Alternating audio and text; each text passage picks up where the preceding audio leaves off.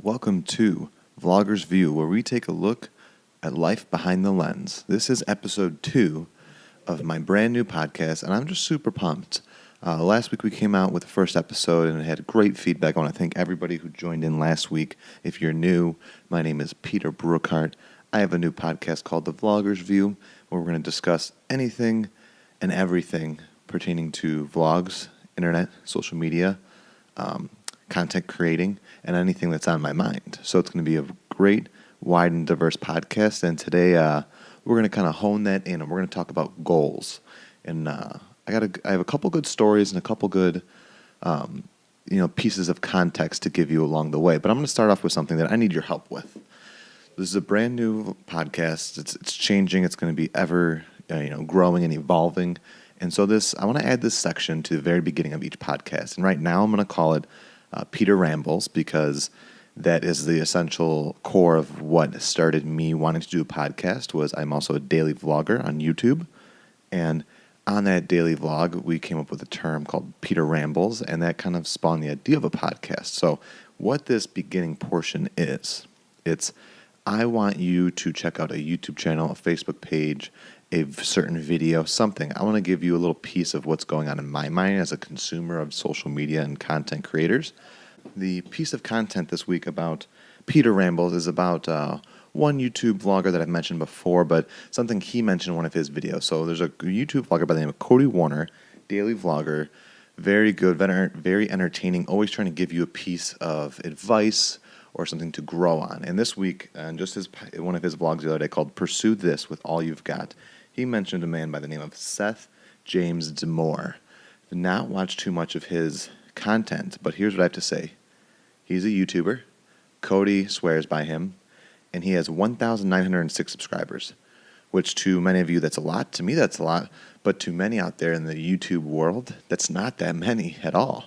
Especially when I throw this fact out there, that just the other day he posted, what is it now? He posted his 861st daily vlog. Now this man is someone with a goal, something on his mind, and a way to pursue it. And that's what today's podcast is about. It's about goals. And while I'm at it, I'm going to name drop another YouTube account, more so for my Disney people, is a couple that we ran into a couple months back. And they've been daily vlogging for, I think, just as long. They have over 800 videos as well. I'm pulling up their YouTube. They have 823 videos, daily vloggers. They are in Central Florida, but they go to Disney on the weekends. Their name are Sierra, Ciera, plus Matthew. They're super nice. We saw them on the ferry boat going from the parking lot over to the Magic Kingdom one day. They saw our camera. We saw their camera. We got to talking. And I was like, wait, you guys have been daily vlogging for that long? It's amazing. And what blows my mind about it is they just love what they do. And you can tell because they have 419 subscribers. And they have, on average, anywhere from, I'm looking at their page now, they have anywhere from, 15 views all the way through to, they have a couple spiked over 100 here, 150 there. But once again, in the realm of YouTube, not that many views, but they don't care. That's not their goal. If their goal was to get 1 million views, they wouldn't be doing it potentially after 800 videos. And I love that. And that's because there's different kinds of goals in the world. There's very superficial goals, or ones that you work towards your entire life, or there's like this short-term micro goals. And I think my life, especially since I've become a daily vlogger, has been a combination of very simple macro goals, things that I want to achieve by the time my life is over, but those are supported and built upon by all of my micro goals. And so, the core of why we do the daily vlog is just to have historical artifacts for me and Sarah to look back at every day. But there's been a whole slew of other things that have spawned off of that goal. So in that goal is also rooted in just finding everyday happiness, and that's my macro goal. My macro goal is to find everyday happiness. I don't need a lot of money.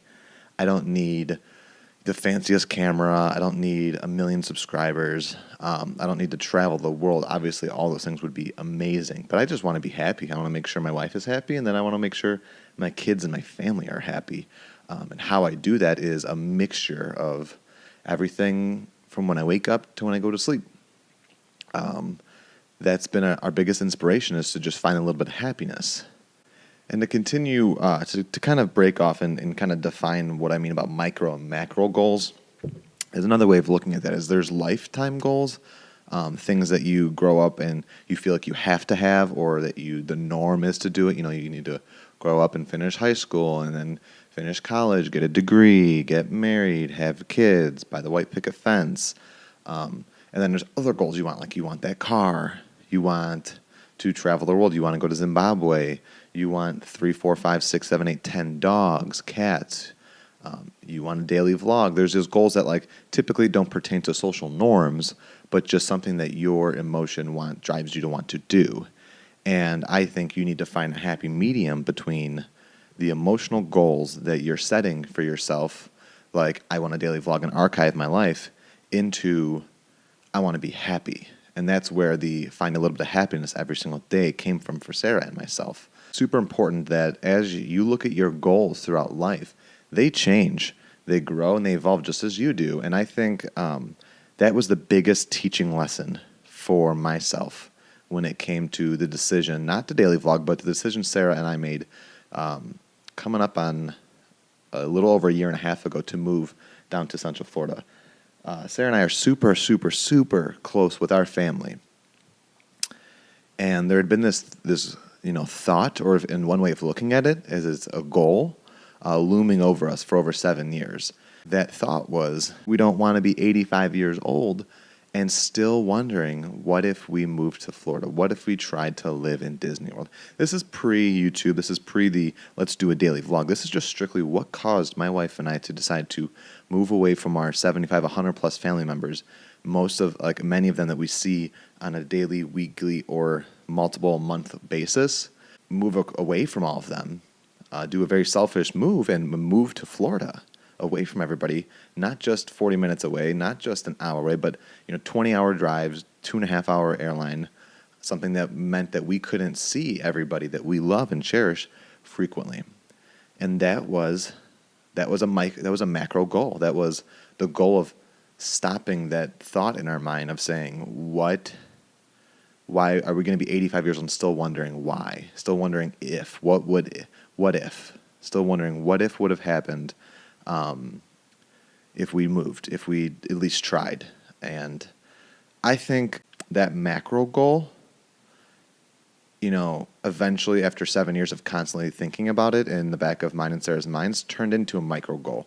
We realized that the micro goal of finding daily happiness was rooted in that lifetime goal of even trying. And I think these lifetime goals that I speak of kind of fell in the way, because I've been thinking a lot since we moved here about why now, what caused us. We have the support and love of our family, but there were hard conversations when we sat everybody down individually and said, Peter's going to start looking for a job down in Florida. Sarah's going to start looking. We're going to try to move all the way down to Orlando. We don't know when. We don't know how long. We don't know for what. We need to do this for ourselves. Because we realized that we achieved a bunch of those those macro goals. We did the Disney College program in 2011. We were high school sweethearts. We moved back to Chicago after our internship and finished college. So for a very social norm, we have ourselves our high school sweethearts. We did a very fun internship. We finished college. We were college graduates. And we started very good careers in downtown Chicago. And guess what happened? Domino effect. We got engaged, started planning our life, continued working up our corporate or our career scales. Sarah got promoted. I got promoted. We were planning our wedding. We got married, went on a very honeymoon, drove Route 66 and did Disneyland. And then we began our adventure as adults, like full-on adults, married, living on our own in downtown Chicago, still super close to family, seeing them, every weekend or every few days. After the first year of marriage, we moved back down to the south side of Chicago, very close to family, seeing them every 2-3 days, and still doing our 9 to 5, our rat race. And I think at this point, Sarah and I had been together about 8 years. We had been, started dating at that point 8 years prior. We had gotten married a year prior. We were just over our 1 year anniversary. And I think at the cusp of what caused us in the February of 2016, or February 2017, to say we need to try to move to Florida, I think I realize now what happened. And it's that Sarah and I are very goal-driven. And what we did is we kept seeing the micro goal, or the micro goal ahead of us to take on the next big step. You know, we were dating in high school. All right, we finished high school. All right, now we have to finish college. We finished college. We found good careers. And all of a sudden that would be our top priority. And then we fell into this rotating hustle, this rotating clock of Monday, wake up, go to work, come home, eat dinner, go to sleep, repeat till Friday. On the weekend, see family. And we just did this rotation of that. And I think what happened is we didn't have an immediate macro life goal ahead of us. We were in just the living life.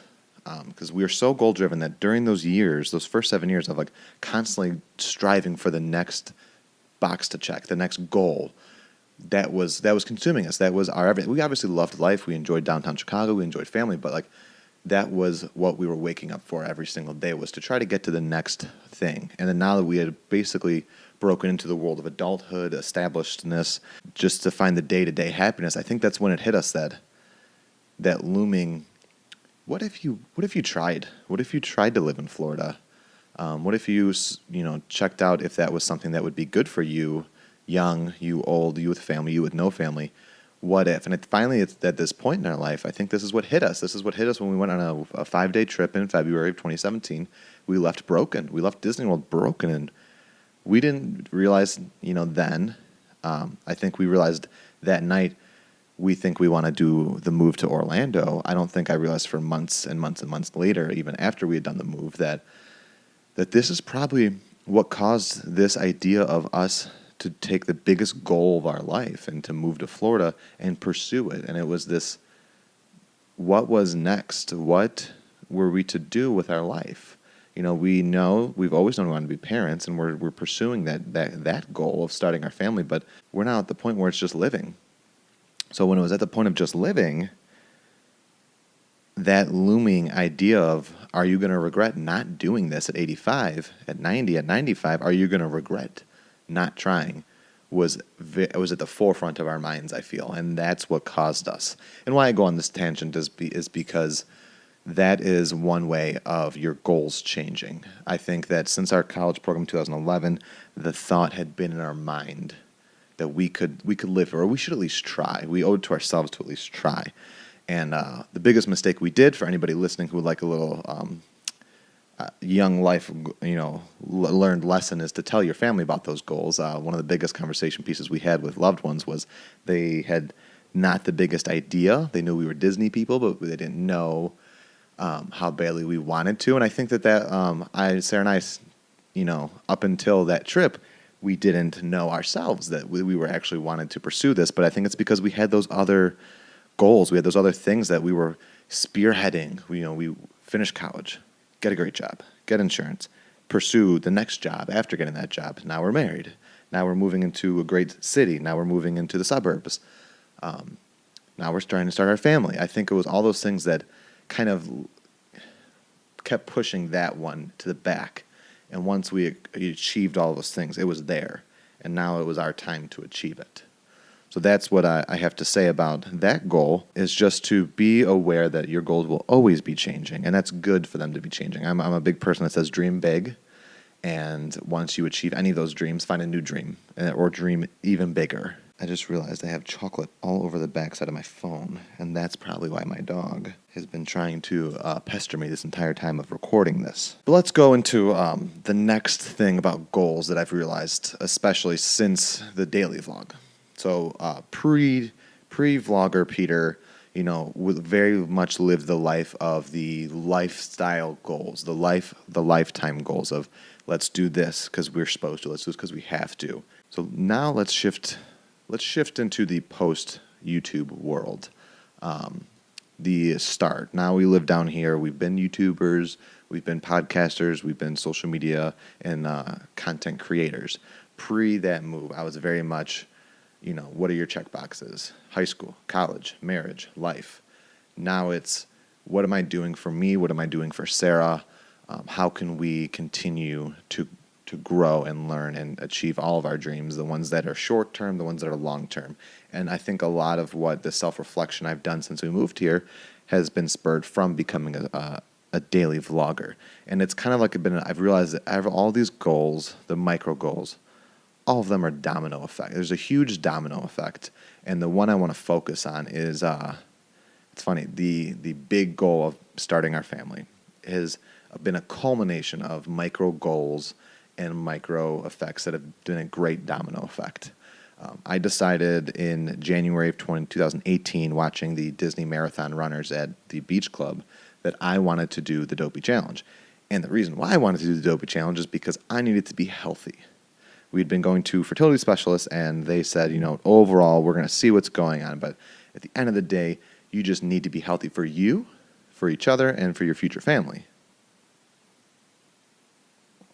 So I thought, what better way? I'm goal-driven. I need a goal, need a deadline, need an expectation. So need to be healthy. The next marathon was a year away, and that was my goal. I turned to Sarah and I said, hey, I'm going to do that Dopey Challenge. And she kind of chuckled and said, okay. She's, I have the biggest cheerleader in the world is Sarah to me. She trusts me and knows that I can do anything I set my mind to. And she looked at me and said, okay. But she knew that we had to figure out some steps, figure out some micro goals for this macro goal. And then she ended up asking why. And I told her, I said, we just went to the doctor a couple days ago and it's been on my mind. I need to be healthy. You need to figure out a way to be healthy.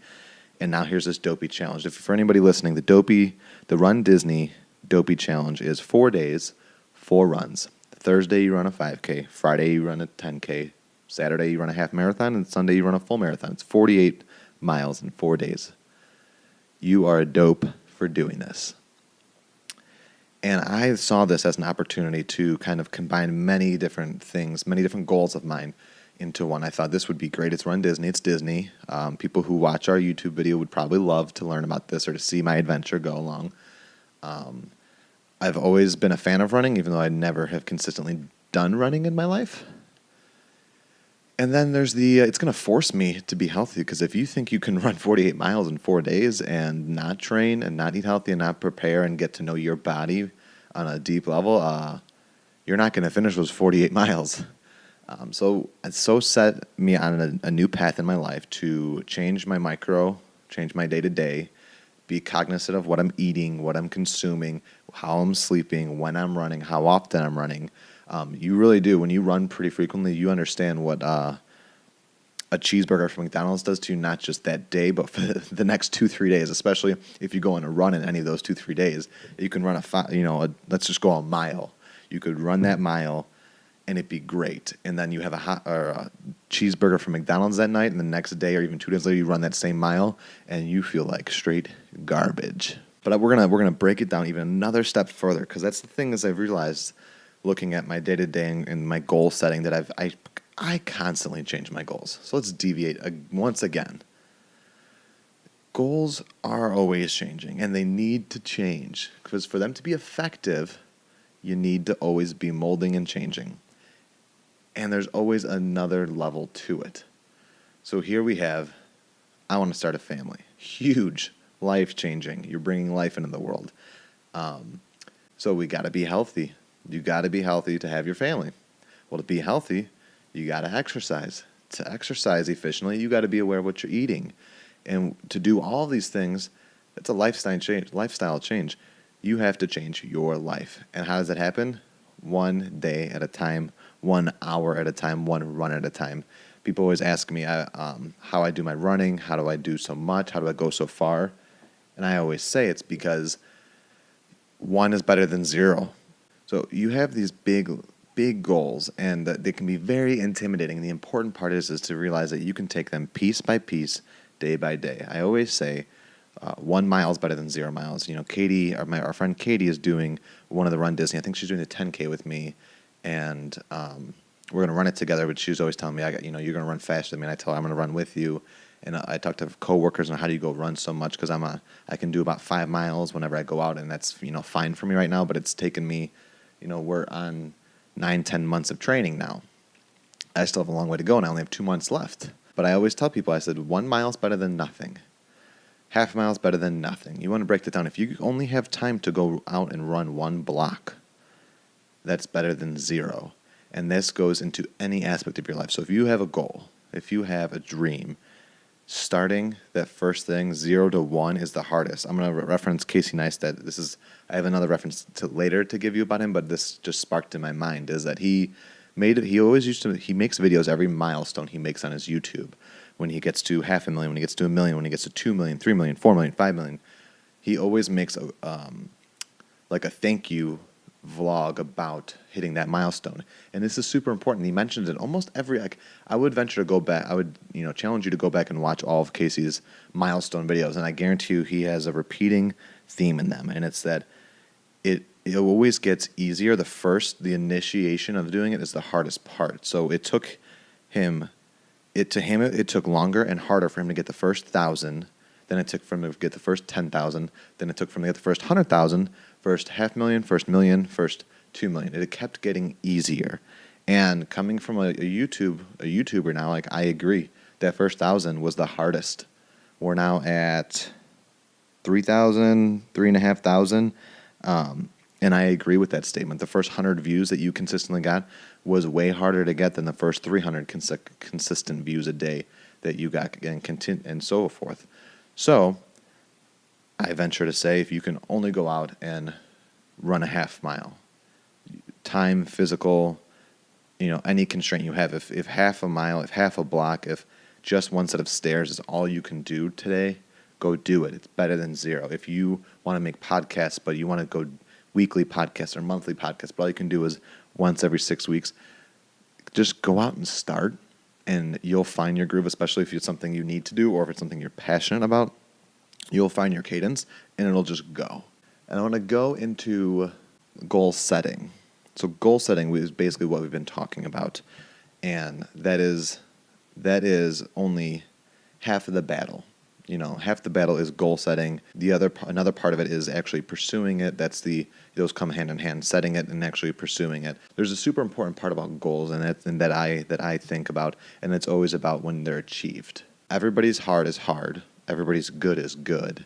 I've heard that many times in my life from many different people, and it's important. It seems it can be kind of, on one hand, sound a little annoying, because when you think about your hard is way harder than everybody else's hard, but you don't know where the other person is or what they've had to go through. For Casey Neistat to go run a mile and he say that's hard, I'm going to laugh at his face because I've never run a marathon. But it could still be hard to him. What if he's having a bad day? What if he had that McDonald's cheeseburger yesterday and it's not a good run? Everybody's hard is hard, and that can be on the deepest levels or the most surface levels. But it's what happens after you achieve the goal, because once you achieve the goal, you need to find a new goal. You need to find it. You need to dream big, and once you have your dream, you dream bigger again. And that's the importance of goal setting, is to readjust, reaffirm, and continue to add those goals. You're not really living. Once you've achieved all your goals, you're not really living anymore. So it's a huge importance to keep setting those goals. On a very high level, I'll use my YouTube again.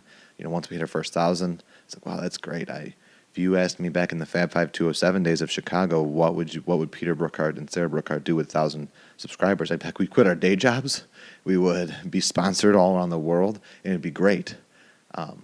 Quickly realized that we're the same. We're just hard working, we enjoy making the content we create, and now let's get another 1,000. And wouldn't it be great to do another 1,000 after that? And maybe we'll continue doing that until we hit some other milestone, and then again, I'm going to go, let's get more people. Let's make more friends. Let's make more connections. Let's have a good time with it. And I think that's true. I realized with the running, to bring back the Run Disney, is that when I finish that Run Disney, I'm just not going to end. I'm not going to just stop working out. I'm not going to stop running. I just ran 48 miles in 4 days and achieved a goal that I sent myself on 12 months prior. I'm just not going to drop it. I may not run as frequently post the marathon, but I'm going to continue running. And that's what I like to say about our daily vlog. We're 400 plus days into our daily vlog, but at this point, I don't see an end. And maybe at some point, we won't do daily, even though I find that hard to quit now that we've done so many without stopping. But we're not going away from YouTube. It's too much fun. There's too much growth opportunity. The constant self-reflection pushes me to achieve those goals and to keep changing our goals, whether they're the smallest or the biggest. A recent goal of ours has been to become not minimalist, but simplest. It was that domino effect again. Our friend Matt and Ben moved down to Florida. We're trying to move down to Florida at a time where Sarah and I wanted to get our finances in a better place. And we saw this opportunity. We have a 2-bedroom, 2-bath apartment. Rent was going up, so we're like, do we re-up? Do we move in with some friends? Do we find another apartment that's cheaper and smaller? What do we do? And then my friend Matt was talking about wanting to try to move down here. He did a few years ago, and he was living in New York at the time and was thinking about redoing this. So our friend Matt wanted to move down to Florida. We wanted to not pay as much rent, and an opportunity presented itself, and we decided to invite Matt and Ben to move into our second bedroom to financially cut our rent in half. But then it left us with a goal, and that goal was to find space for these two guys to move into. So we had our second bedroom that became our storage unit, our closet, our office, Eve's playroom. It was full of all the stuff that we've been holding on to for years, with a walk-in closet full of easily 12 to 15 giant bins of stuff, from notes that were passed between Sarah and myself during our dating years in high school, from every piece of every receipt from every Disney trip. There was so much we held on to. We were organized hoarders, if you'd want to go as far as to say that. So we looked around and we said, we have 4 weeks to find where to put all this stuff for Matt and Ben to move in. So here's our goal. Our goal was to empty this bedroom, bathroom, and closet of everything so Matt and Ben can move in. That's our goal. Pretty steep one, and a pretty closing in goal. We only had about 4 or 5 weeks, and then we realized we can take this opportunity and let's change our view on life. We realized, because of the certain values we've adopted since becoming daily YouTubers about finding the happiness, we realized a lot of things we were holding on to we were never going to look at again, or that brought us the memories, the experiences we have forever, but we don't need the receipts, we don't need all this stuff. So we said, you know what, let's take this opportunity and live a more simple life. I think this was also spawned off of the Bucket List family. I'll put their information down below. They're a huge motivation. They traveled the world for 3 years with just their five bags, or I think 3 big bags, and then their carry-ons, and they had 2 kids at the time. That was all they had, and they had a full and wonderful life. So there was a new goal. Let's become more simple. And you had our top level goal of having room for Matt and Ben to move in. Now it spawned this next goal. Let's become more simple. And now it was, let's really get to work and clear out these bins, donate what we can, sell what we want, and reorganize our life. Over the next coming weeks, we did do just that. We spent hours a day organizing, going through bins, going through memories, walking down memory lane, and we realized this was great, but we really didn't need a lot of this stuff, and we got rid of probably about 90% of it. We have our entire life in our bedroom, in our walk-in closet of storage, and Matt and Ben have happily been living here for a few months now. But then our goal was achieved, both of them. We made the space for Matt and Ben to move in. We got rid of our stuff, saying that we're simplest, and now it was our new goal was to continue that simplest life. So now every time we get a card in the mail, before Sarah and Peter would date it, put it in, wrap it up with some twine, put it in a bin, organize it, keep it forever. When we'd get a cool button or sticker in the Disney theme parks that was unique, we got to hold on to this forever. And we challenged ourselves to continue that goal of being a simple lifestyle. Not minimalist, because we still have lots of awesome stuff, but just more simple, more aware of what is impacting your life. And it's been about 3 months, and I do think we're doing a great job at achieving it. We've had amazing experiences since then that we haven't kept receipts for. We haven't kept times guides. We have gotten gifts and not kept the boxes that they come in. But if we need to keep what's in it as the gift, then we have. But we haven't kept, original foam boxes and storage for all of it that we're never going to use. And it's been very relieving. So there's that trickle effect. Big goal, minor goal, small goal. Now it's become a habit, and we've grown. I think we definitely have evolved as adults, knowing that we're going to have this and knowing that this is going to go forward. Now this has even changed things like when we do buy a house, we won't need a 4-bedroom, 3-bath, or 5-bedroom, 4-bath with 3-car garage because we need to use one whole spot of it for storage. And trust me, Sarah and I, if we had that house, it would be wonderful and beautifully decorated and organized and taken care of, but we don't need it. So now we even have grown and looked at how we're going to live our life when we do buy a house and when we do have our kids. What are we going to hold for them? What are they going to see? How are we going to influence? How is this goal now, which turned out to started off as being how can we save a few $100s every month on our rent, has now turned into how we're going to raise our children, has changed slightly in what they're going to see when it comes to their parents being simplest and realizing that they don't need to carry and hold on to every single piece. And I think it's a very European concept. That's where I think the bucket list family comes in. They were able to do that world traveling for so long, and coming from the Americanized norm of the Midwest and now living in Florida, it's very common to see those kind of tendencies to hold on to this, to store this, to have all the little things that you may or may not even need. But I digress. Goals, trickling down into newer, smaller goals. And the reevaluation and to see where to go after the goal has been achieved is huge. I think that has astounding effect when I look at what happened after college. I got my college degree, but what's the lasting effect of that? And I think that's a huge thing for someone in my generation to think about going forward, and for our children's to say, high school sweetheart into your spouse, like the lasting effects. Your college degree, your lasting effects. Buying a house, lasting effects. What's happening? You see many people don't even buy houses. It's a bigger trend to just rent forever because they don't want to deal with certain things when it comes to real estate. And you see a lot of people going away from college because what's the lasting effect of that degree? Is it a box checker? Is it a piece of paper? Is it something that they learned that they had to actually utilize in their trade every single day? That's all on the individual level. So it's that self-reflection. I think this whole podcast has turned into, initially about goals and goal setting, how goals look like for a vlogger, but really have turned into how important it is to look at yourself and to reevaluate yourself on if you can, and if you're efficient at it at a daily basis.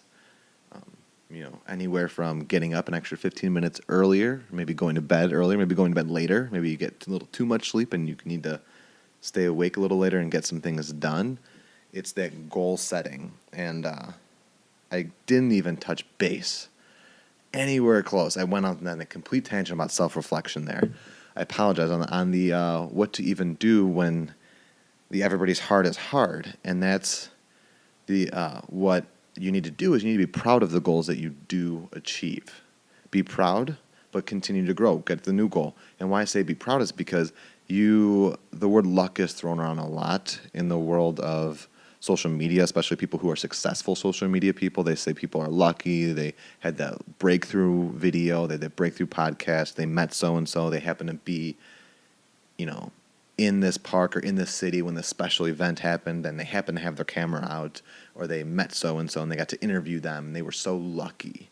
And Gary Vaynerchuk, who is a social media guru, talks a lot about luck because a lot of people told him, oh, you're so lucky you got to be on this show. And he gets really passionate and enraged almost by saying, they didn't see the 10 years of me working 6 days a week, 12 hours a day that got him to where he is. And I'm not going to go down that emotional of a tangent, but I will reference Casey Neistat again, and he had a video. He did there was a trend on YouTube to do Draw My Life.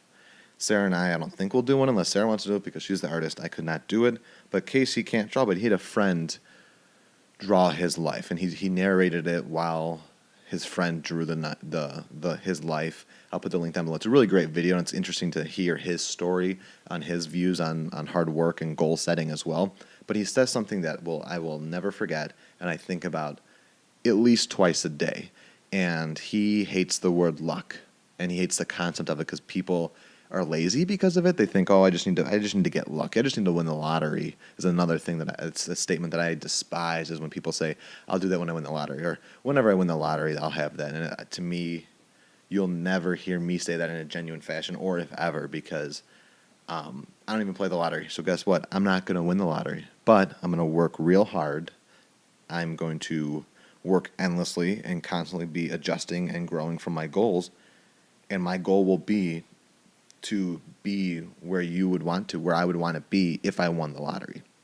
But Casey says that luck is over-indexed, and people don't realize what the true meaning of luck is and what happens when you really look at people who are lucky. I don't know the percentage, but the small percentage of people who people say are lucky really aren't lucky, and it's what people don't look at past the actual point of luck, and it's that the person who it is, Casey making a video about iPod batteries breaking out and the policy being terrible years and years ago, which was viral on the internet before YouTube and before things were viral.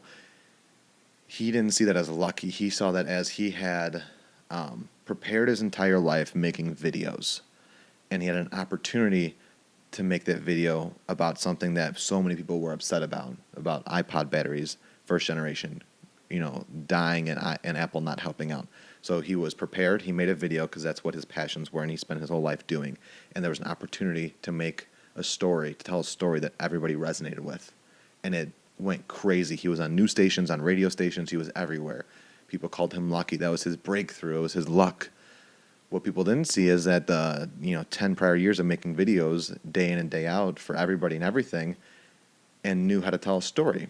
What people didn't see is that he had been frustratingly messing with his iPad for weeks, trying to figure it out, contacting Apple, trying to get a new battery, and was so frustrated that he's like, I need to get this out. And his way of coping with it was to make a film. And then that resonated with people. So his definition of luck is luck equals preparation plus opportunity.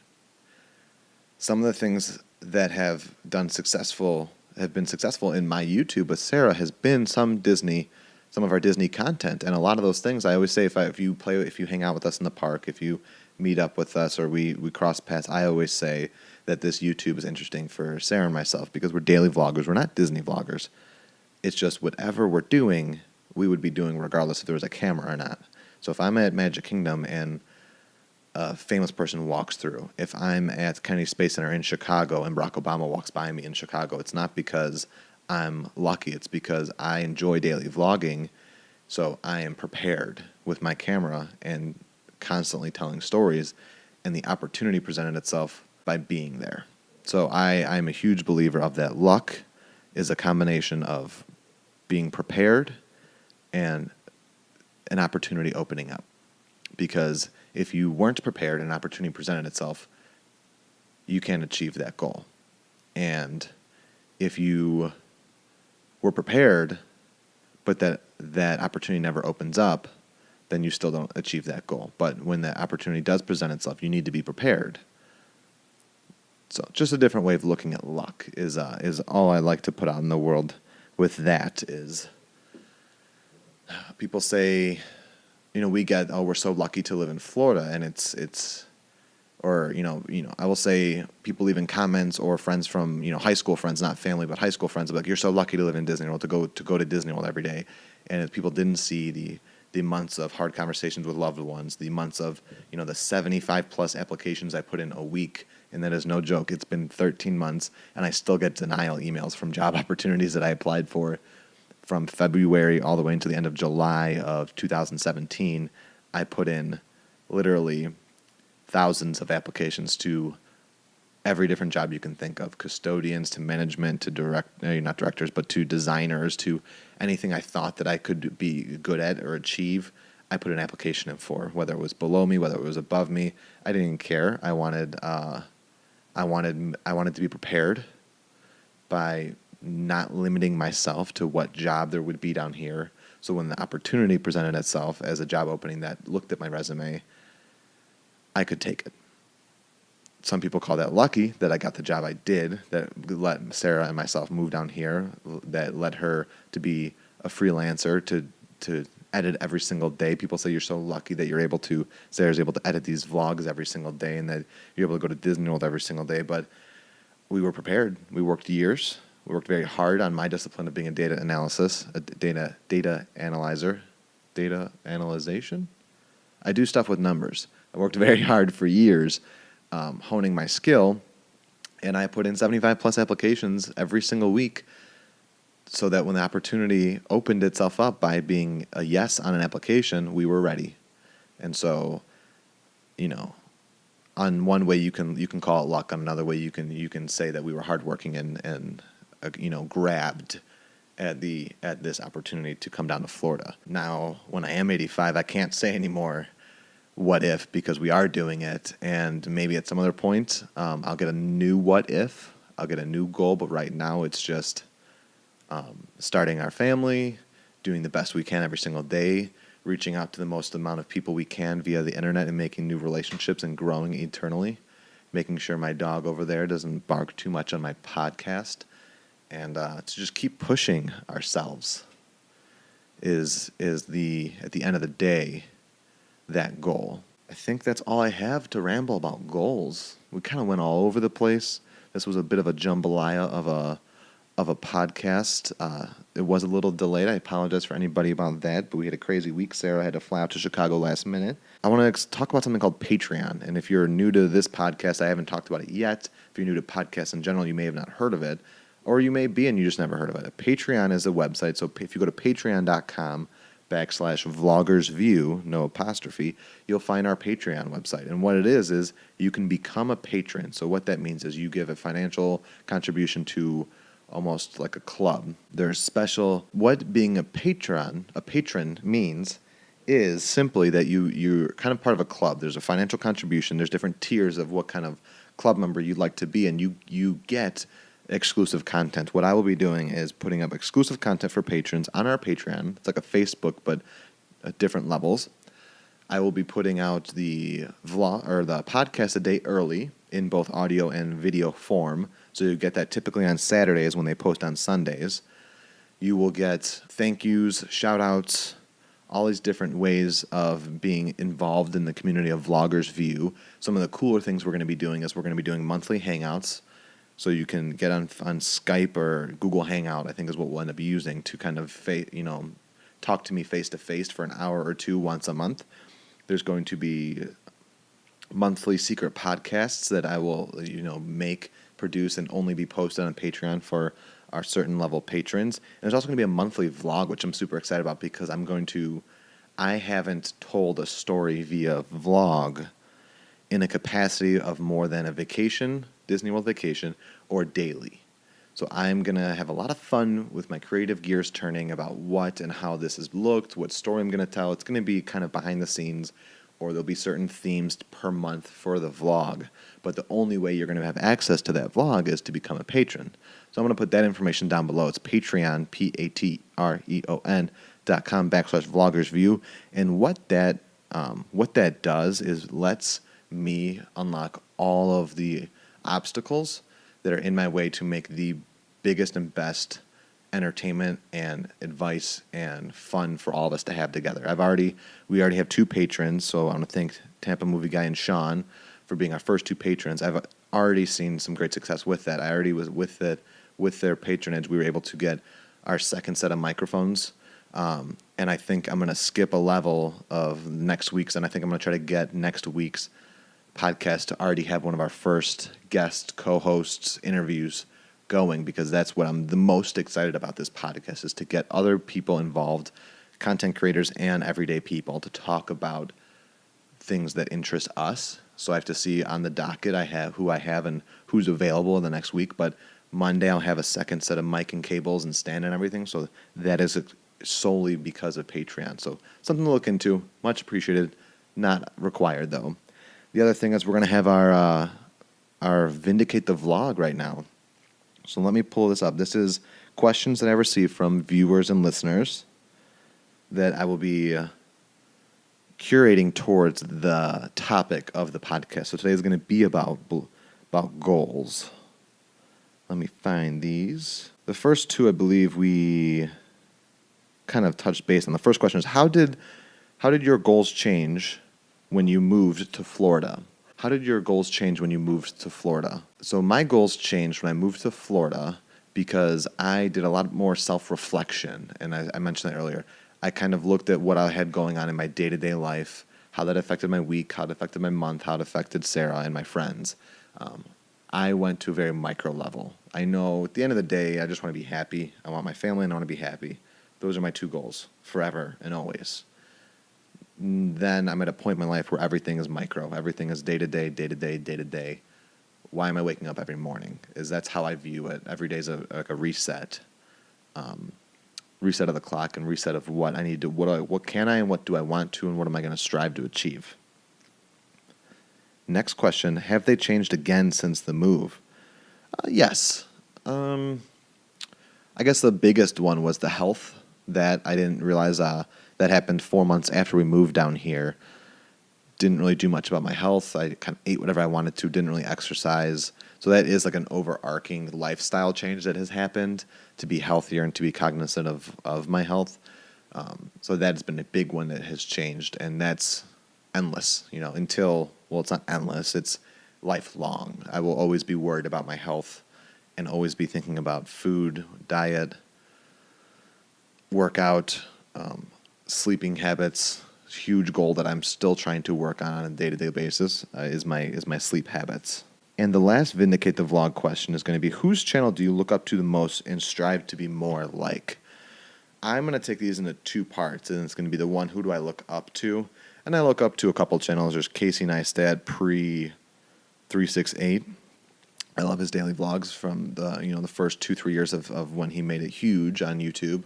I love the style, the storytelling. He had a rise, climax, and a fall of every single vlog. There was a story. There was a narrative every single day, and for him to be able to do that is amazing. And I strive for that in our daily vlog. Up there with it is Peter McKinnon. He's and Maddie. They're huge cinematography. I look towards them to make my daily vlogs more visually pleasing, more eye-catching. There's different ways to enhance the storytelling through video, whether it's hardware, software. How I view my life through the lens is I use them as visuals. There's the Ballinger family. I don't watch them as much since I went daily, but they are huge vloggers. Chris Ballinger, Jessica Ballinger, and their children. Huge family account. That's what I want. I want to be the East Coast / Disney World Ballinger family. I want Sarah and I to have multiple kids, grow up vlogging. I want them to be comfortable, and I want to make those connections with the world via the internet like they have in a capacity where we are family. And who do I strive to be more like? Cody Warner. I referenced him earlier. Check out a few of his vlogs. I love his energy. I think we have a similar cadence there with our level of wanting to connect with people through the internet, with wanting to create more, and create more. So that's the podcast for the week. I want to thank you for joining us, whether it's YouTube, Podbean, podcast, anything. We'll be back next week. Check out the links below. I mentioned a couple different YouTube and vloggers down there, so give them a check out, give them a subscribe and a like or whatever you'd like to do. And thank you again for joining us, and have a great week.